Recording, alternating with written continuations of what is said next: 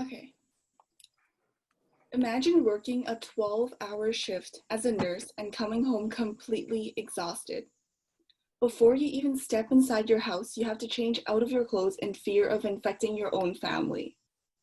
After finally getting a chance to take your mask off, you rush to prepare dinner for your children, but then you see your near empty fridge and realize that you have to still and go grocery shopping.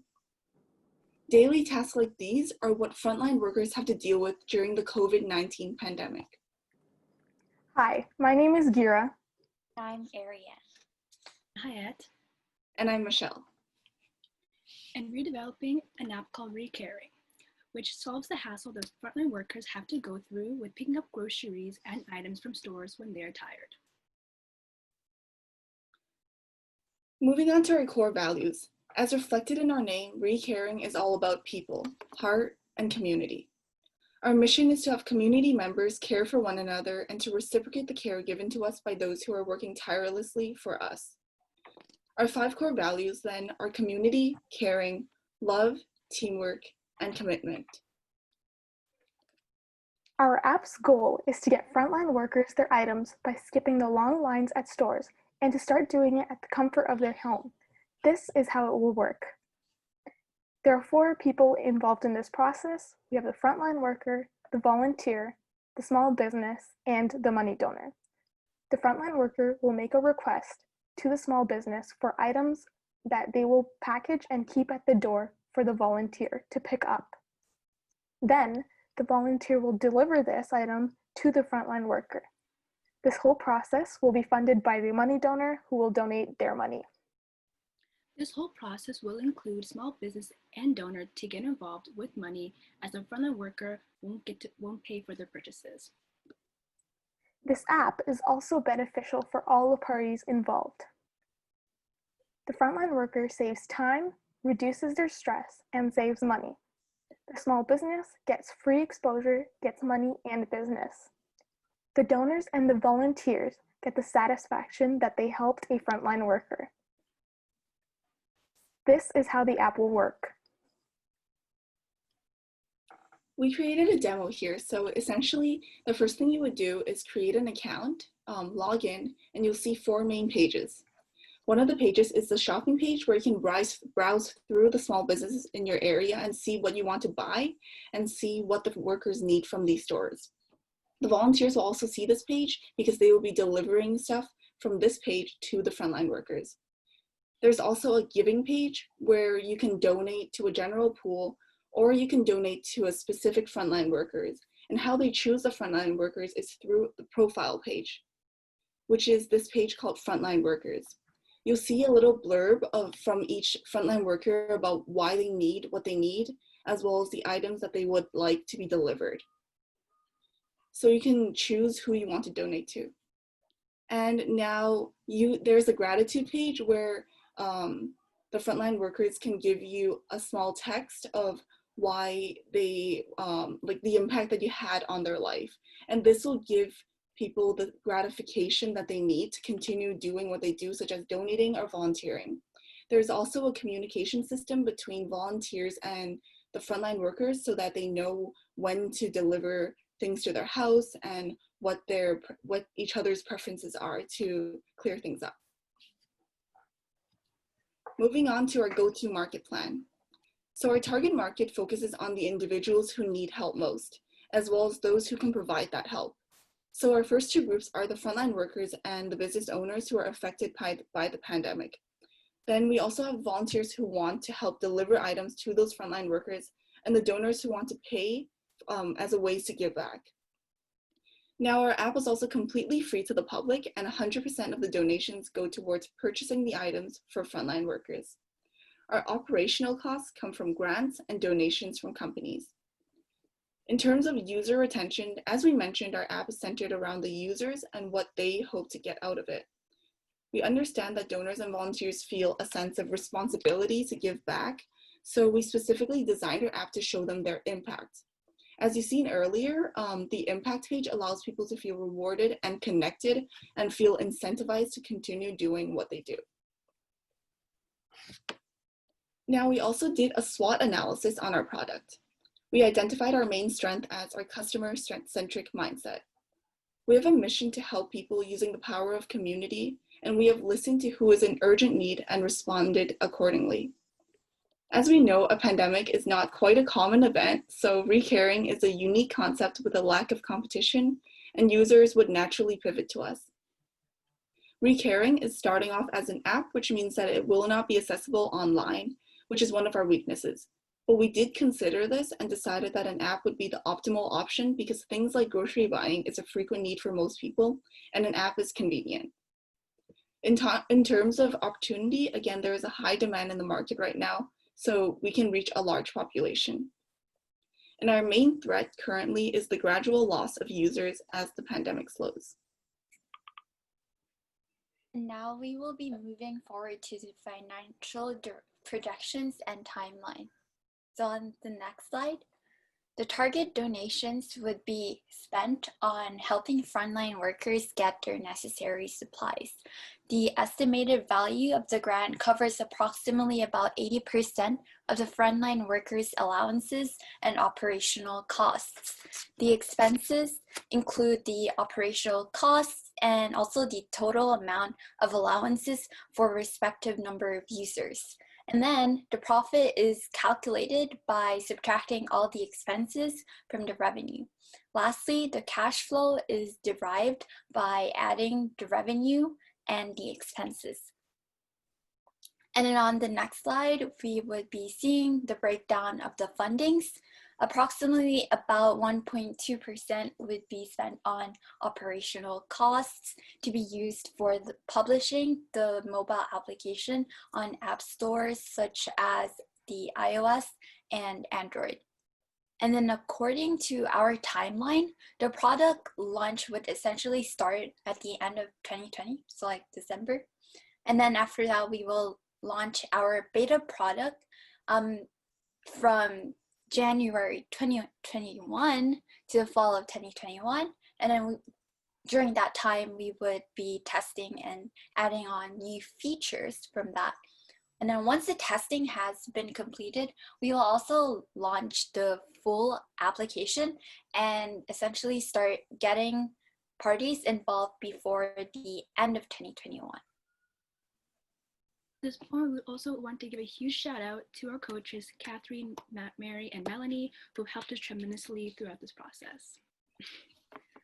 I just want all of you to think of the possible impact this app could have.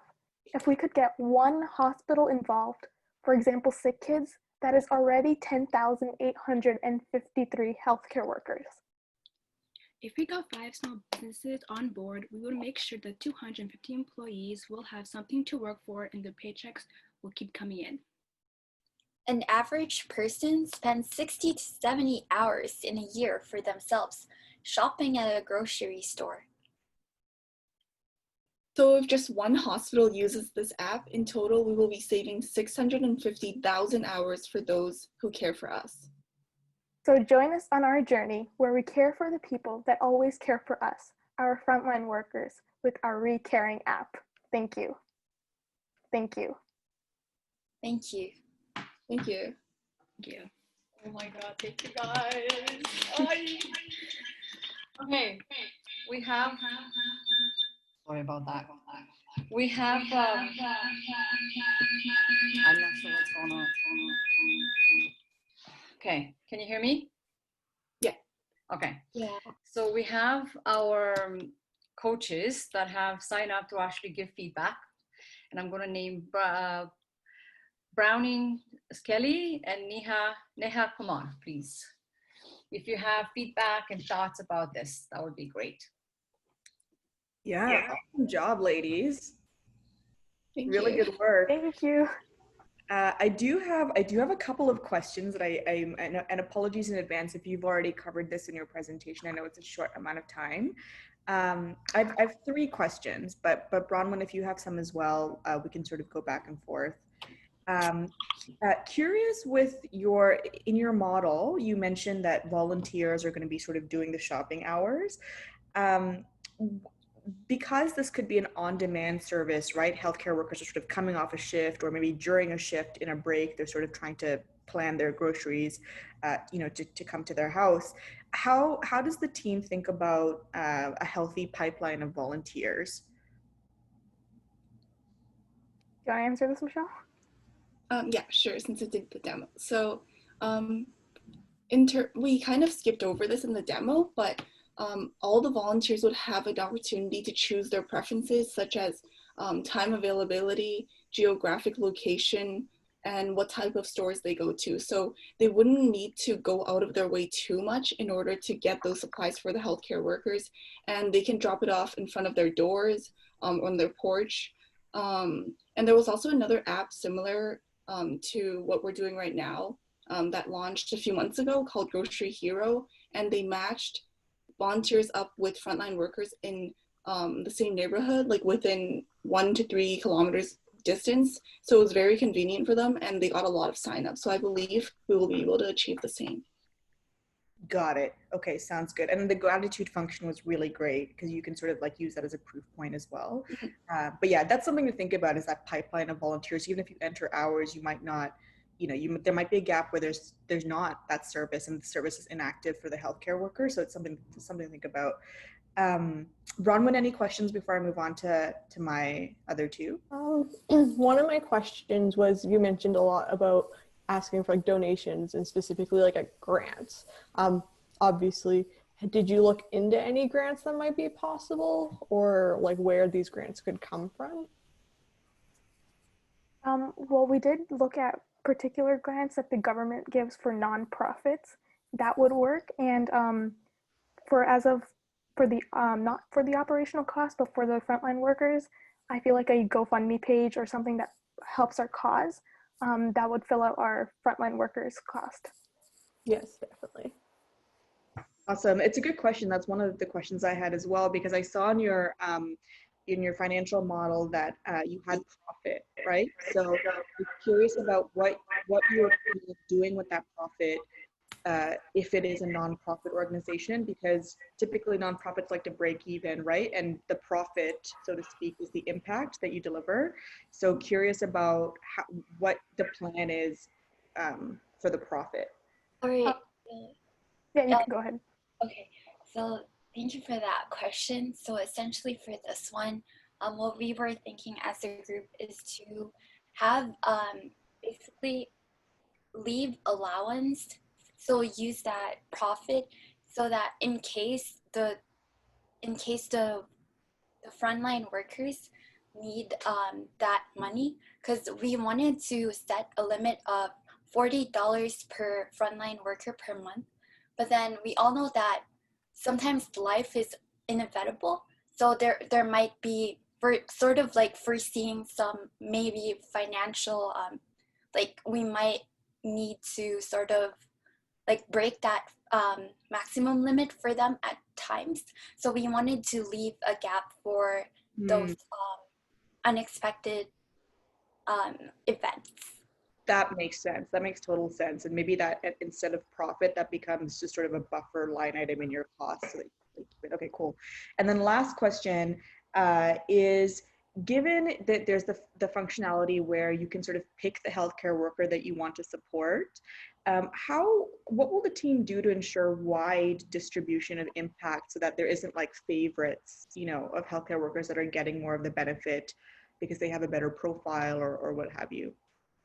We do have the anonymous page where it's you just help volunteer for someone, and once someone is already volunteering and has filled the gap of that or the need of that frontline worker, their request will go away, so that you have to choose from the other people, so that it's not just multiple people jumping in at once to volunteer for just one frontline worker. So that's what, that way we make sure everybody gets what they need. Awesome. And Joanne, are we at time, or?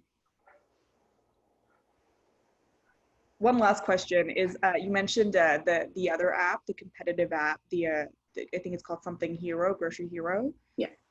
How do you anticipate will you coexist in sort of different regions, or what's the thought there, since it provides a similar functionality? They actually ended their service because of the slowing of the pandemic, and theirs was mostly like a volunteer and worker matching service. Like we have a different feature, which is having the donations page and having donors pay for the things that workers need. So it's very different in that sense. And we won't be we won't be overlapping with them because they already ended their service. Got it. Awesome. Thank you very much. Awesome job. Thank you. Thank you.